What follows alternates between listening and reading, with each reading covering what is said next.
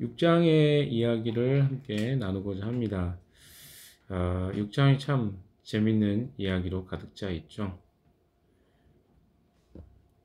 6장은 제가 월요일날 이야기했던 내용의 하이라이트 장면에서 이제 조금씩 전환이 됩니다. 극적인 장면에서 이제는 그 피크점에서 반전의 내용이 기록되고 있는 것이죠. 그래서 이 성경을 기록한 에스더의 성경을 기록하고 있는 저자는 모르드게를 처단하려고 했던 이런 하만의 계획이 좌절되는 과정들을 극적으로 묘사하고 있습니다. 그런데 그 전제가 한 가지 있죠. 갑자기 왜 왕이 모르드게를 높이게 되고 하만을 낮추게 되는가? 장대에 달게 되는가? 그것은 여기서부터 시작됩니다. 6장 1절에 보시면요. 전날에 왕이 잠을 이루지 못합니다. 이게 불면증이라고 보겠죠. 뭐 여기는 그냥 그렇게 넘어갔지만 사실 성경에서 이야기하고 있는 것은 왕이 불면증에 걸렸다는 것입니다. 그러면 생각해 봅시다. 왜 갑자기 그가 불면에 걸렸을까? 그거는 우리가 알 수 없습니다. 이 성경이 그런 것들을 지금 다 우리에게 알려주고 있는 내용이 아닙니다. 그러니까 전에도 여러 차례 그런 이야기를 했지만 성경이 이야기하고 싶어하는 내용들 우리에게 전달하는 것이지 우리가 궁금한 것을 알려주는 책은 아닙니다. 그래서 이런 걸 이해하려면 해석이 좀 필요한 부분이 있겠죠. 또한 이 사안이 뭐 불면에 걸렸던 이유 중에 하나가 에스더가 그에게 뭐 소원에 대한 이야기를 했었는데 그런 이야기가 뭘까 뭐 이런 궁금함 때문에 했었지 혹은 뭐 개인적인 고민이 있어서 그랬든지 심리적인 문제가 있었든지 알 수는 없지만 여기 분명하게 한밤에 잠을 자지 않고 그가 궁중기록실록을 읽게 합니다. 그러니까 뭐 목적이 어땠든 이게 수면을 목적으로 했든 내 잠이 안 오니까 궁중실록을 가져와 한번 읽어봐 뭐 이렇게 했다는 거잖아요. 이게 참 우연인 것 같아요. 그렇지 않습니까? 어떻게 다른 것도 아니고 불면에 시달렸던 사람이 노래를 불러라는 것도 아니고 뭐 잘 수 있도록 뭐 이렇게 머리를 좀 안마해달라고 하거나 이런 것도 아니에요. 그냥 어떻게 해요? 왕이니까 다 할 수 있잖아요. 근데 그게 아니라 궁중실록을 가져와서 읽게 하라는 거죠. 자, 그런데 하필이면 그 내용이 무엇입니까? 2절에 보시면 대궐문을 지키던 왕의 두 내시가 반란을 모여합니다. 아하스로의 왕을 죽이려고 했는데 모르드게가 그것을 알고 고발하였다는 내용이 읽혀지는 거예요. 아니 하고 많은 궁중실록의 내용 중에 왜 모르드게가 이 두 내시의 이야기를 왕에게 고발했다는 이야기가 나와 있을까요? 이것도 참 우연 같습니다. 자, 우연이 우연이죠. 우연의 우연. 그리고 왕이 또 거기서 궁금해서 물어봅니다. 3절 같이 읽어봅시다. 시작. 왕이 물었다. 이런 일을 한 모르드게에게 나라에서는 어떻게 대우하였으며 어떤 상을 내렸느냐. 그곳에 있던 시종들이 대답하였다. 나라에서는 그에게 아무런 상도 내리지 않았습니다. 자, 모르드게에게 또 상이 내려졌는지 이런 것까지 좀 물어봅니다. 근데 거기에 내시들이 또 그 내용을 잘 알고 있습니다. 아무도 상을 내리지 않아도 왕은 내리지 않았습니다. 이런 이야기를 그들이 대신 해줍니다.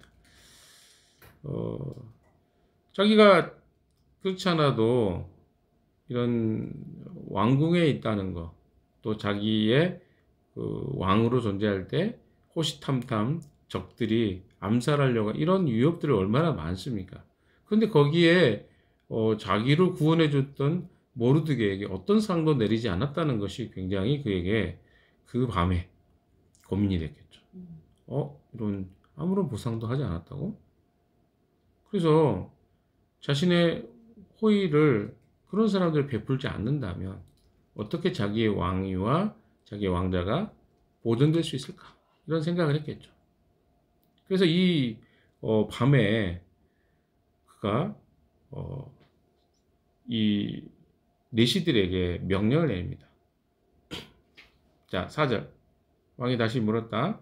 궁전뜰에 누가 있느냐? 마침 그때 하만이 왕에게 자기 집에 세운 장대에 모르드게를 달아 죽일 수 있도록 허락을 받으려고 궁전 바깥 뜰에 와 있었다. 그럼 생각해 보십시오. 이 하만이 지금 이 새벽에 와 있었다는 거죠. 뭐 때문에? 모르드게를 죽이려. 이게 뭔가 이 상황이 저는 최근에 이제 우리나라 비상계엄령의 사건이 있었잖아요. 근데 이 상황하고 굉장히 저는 좀 같이 맞물리는 것 같아요. 우리 큐티를 하고 있는 부분이 이런 부분이다 보니까. 우연 같지만, 만약에 어제 비상계엄령이 내려졌고 그런 상황이 진행됐다면 어땠을까? 45년 만에 있었던 비상계엄령이 어찌됐든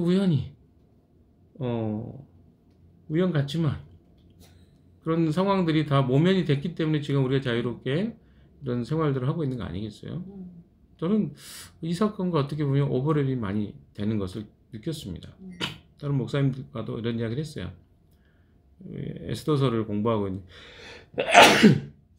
있는데 너무 우연 같지만 우연 같지 않아 보인다. 우리에게 너무 또 하필이면 또 이 부분이 우리가 지금 다루고 있잖아요. 우리에게 얼마나 참 하나님이 이 세상을 어떻게 통치하고 계시는지를 우리에게 보여준다고 저는 생각합니다. 세상에 우연이라고 가장하지만 우연은 없습니다. 사실은. 왜죠? 이 사건들 속에 하나님의 통치와 다스림, 역사의 주관자가 누구이신지 여기 분명히 보여주십니다. 그러니까 왕으로서 통치하는 자는 아하수로의 왕이지만 세상을 통치하시는 분은 하나님이십니다. 그래서 이 성경에는 그것을 우연이라고 표현했지만 사실은 우연이 아니라 하나님의 섭리라고 바라보는 것이죠. 이 나라의 역사도 동일합니다. 이 나라도 누가 통치하십니까? 세상의 주관자인 하나님이 통치하십니다. 물론 우리 눈에는 누가 통치하는 것처럼 보여요? 예, 대통령이 통치하고 국가의 기관인 국회의원들이 그 일을 하는 것 같지만 사실 그 배후에 하나님이 계신 것을 우리는 기억해야 하는 것이죠. 자, 계속해서 읽어보도록 하겠습니다. 6절에 보시면 하만이 안으로 들어오니 왕이 그에게 물어봅니다. 내가 특별히 대우하고 싶은 사람이 있는데 그에게 어떻게 하면 좋을지 대답 말하여 보시오. 하만은 왕이 특별히 대우하고 싶은 사람이라면 자기 말고 또 누가 있으랴 싶어서. 참 하만이 대단한 사람. 착각도 너무 잘해. 자기 외에 누가 왕에게 높은 이렇게 높이고 싶고 또 왕이 그 질문하는 사람이 반드시 나다 라고 하는 확신이 어떻게 생겼는지 뇌를 한번 보고 싶어요. 뇌 구조가 어떻게 되는지. 왜? 생각이 그냥 자기 거라고 너무 당연하게 생각해요. 아니, 수많은 사람들 중에 또 다른 사람일 수도 있는 많이 앞에 두고 그 말을 하겠어요, 왕이. 그래서 왕에게 자기라고 생각하고 이런 건의를 하죠. 임금님께서 높이고 싶은 사람이 있으시면 먼저 임금님께서는 입으시는 옷과 임금님께 타시는 말을 내어 오게 하시고 그 말의 머리를 관으로 꾸미게 하신 뒤에 그 옷과 말을 왕의 대신 가운데 가장 높은 이의 손에 맡기셔서 임금님께서 높이시려는 사람에게 그 옷을 입히시고 그 사람을 말에 태워서 성 안의 거리로 지나가게 하시는 것이 좋겠습니다. 말을 모는 신하에게는 임금님께서는 높이고 싶어 하시는 사람에게 이렇게까지 대우하신다 하고 외치게 하심이 좋을 듯합니다. 자기가 그렇게 될 거라고 생각도 못하고 참 이런 좀 뭐랄까요 자기중심적 사람의 모습을 우리는 보게 됩니다. 얼마나 이 상황이 우습게 흘러가는지를 우리는 보게 됩니다. 하만의 착각이 결국 어떻습니까? 모르드게를 높이고 자기가 죽이려고 했던 모르드게를 칭찬하는 그런 모습으로 전환되고 있는 상황을 보십시오. 물론 저는 그렇게 생각합니다. 역사는요 여러 가지의 일들이 같이 뒤섞여 있어요. 아하스로의 왕의 성격도 있습니다. 아하스로의 왕의 성격이 어떤 사람입니까? 불같죠. 어떨 때는 너무 화가 막 머리 꼭대기까지 났다가 또 사랑스러울 때는 얼마나 이런 어떤 양극단적인 이 성향이 있습니다. 거기에 모르드게 하만이 어떻습니까? 하만은 자기중심적인 아주 세상의 모든 게 자기중심이에요. 그리고 어떻습니까? 왕에게 아침하는 걸 좋아하죠. 이런 것들이 같이 맞물려서 이런 사건들이 발생하게 된 것이었겠죠. 그러나 거기에 당연히 하나님의 보이지 않는 손이 있었다고 우리가 이해하는 것이 합당할 것입니다. 10절의 말씀 같이 보십시오. 왕이 하만에게 명령합니다. 곧 그대로 하시오. 대궐문에서 근무하는 유다 사람 모르드게에게 내 옷과 말을 가지고 와서 경이 말한 대로 하여 주시오. 경이 말한 것들을 가운데서 하나도 빠뜨리지 말고 그대로 하도록 하시오. 자기가 하고 싶은 것을 이야기했는데 그걸 누가 이득을 취합니까? 모르드게. 자, 하만이 11절 보십시오. 하만이 왕의 옷과 말을 가지고 와서 모르드게의 옷을 입히고 또 그를 말에 태워 성 안 거리로 데리고 나가서 임금님께서는 높이고 싶어 하시는 사람에게 이렇게까지 대우하신다 하며 외치고 다녔다. 자, 하만의 입장을 생각해 보십시오. 지금 어떤 상황이었을까? 와, 미치겠다. 어떤 생각했겠죠. 지금 뭐야? 내가 아니었어? 그리고 어떻습니까? 자기가 제일 싫어하는 사람을 말에 태워가지고 자기가 제일 좋아하는 왕이 타고 다니는 말 얼마나 좋은 말이겠어요. 옷도 얼마나 화려했겠어요. 이런 옷 입고 싶었고 왕의 인정을 받고 싶었는데 그 인정을 누가 받습니까? 모르드게가 받습니다. 우리가 사필 규정이라고 하죠. 이런 반드시 이루어질 일은 이루어진다는 것이죠. 자, 이런 것들을 그가 모르드게에게 영광을 돌리는 일에 앞장서서 궁 한 바퀴를 삥 돌고 옵니다. 그런 다음에 12절 보시면 모르드게는 대궐문으로 들어왔고 하만은 근심이 가득한 얼굴을 하고서 달아나듯이 자기 집으로 가버렸다. 그렇죠? 왕에게 말도 못하고 지금 가버린 거예요. 집으로 갔더니 이제 거기에 이제 최종적으로 볼까요? 시작. 하만은 아내 세레스와 모든 친구에게 자기가 방금 겪은 일을 자세하게 이야기하였다. 그의 슬기로운 친구들과 아내 세레스가 그에게 말하였다. 당신이 유다 사람 모르드게 앞에서 무릎을 꿇었으니 이제 그에게 맞설 수 없소. 당신은 틀림없이 망할 것이요. 자, 신기하죠? 이제까지 하만을 지지했던 사람들이 뭐라고 이야기합니까? 그의 운명을 예언합니다. 이제 어떻다고요? 당신이 유다 사람 모르드게 앞에서 무릎을 꿇었으니 이제 그에게 맞설 수가 없어. 당신은 틀림없이 망할 것이다. 자기 아내와 그렇게 친구들이 이런 맥락 없는 이야기가 진행이 됩니다. 싸움이 이제 끝났습니다.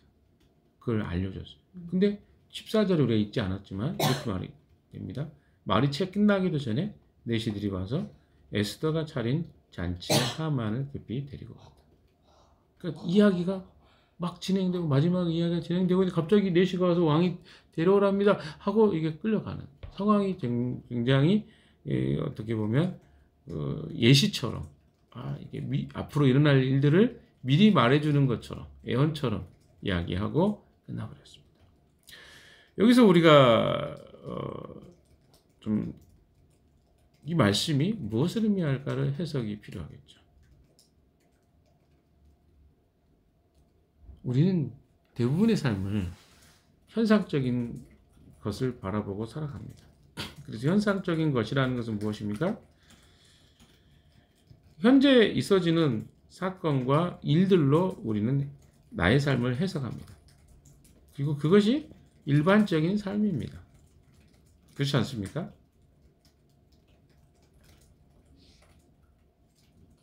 그 말은 뭡니까? 내 삶에 보여지는 것이 전부라고 우리는 늘 생각하고 살아요. 그게 우리 삶의 일반적인 삶의 태도이고 모습입니다. 그러나 성경이 이야기하는 거 자꾸 우리에게 이야기해 주는 건 무엇입니까? 보여지는 것은 보이는 것으로 말미암지 않는 것이죠. 그러니까 현상적인 것은 사실은 보여지는 것에 의해서 결정되는 게 아니라 보이지 않는 하나님의 손길에 의해서 지금 이끌림 받아 가고 있는 것입니다. 그래서 우리가 현상적인 것에 너무 낙심하지 않아야 될 이유가 거기 있는 것이죠. 마치 이 세상의 일들이 우리의 의사와 또 우리가 간절히 기대하는 하나님의 어떤 이 역사와 상관없이 흘러가는 것 같은 시간 속에서라도 우리는 낙심할 필요가 없다는 것입니다. 그 모든 것의 배후 속에 하나님의 역사와 주권과 일하심이 숨어 있다. 이것을 기대하고 믿고 살아가는 것이 그리스도인의 삶이라는 것입니다. 궁극적인 승리를 주시는 분은 하나님이십니다. 그의 백성들을 죽음 가운데서 건져내시는 분도 하나님이십니다. 물론 과정은 있었죠. 긴 기간 동안 에스더도 그렇고 모르드게도 그렇고 하만에 의해서 아하수로의 왕에 의해서 위협을 당했습니다. 그러나 하나님은 그 백성을 구원하게 작정하시면 어떤 상황을 통해서든 하나님은 하나님의 일을 하신다는 것입니다. 오늘 말씀을 맺고자 합니다. 우리 삶의 주관자 되신 하나님, 그분을 잃어버린다면 우리는 현재 보이는 일에 좌절과 절망으로 살아갈 수밖에 없습니다.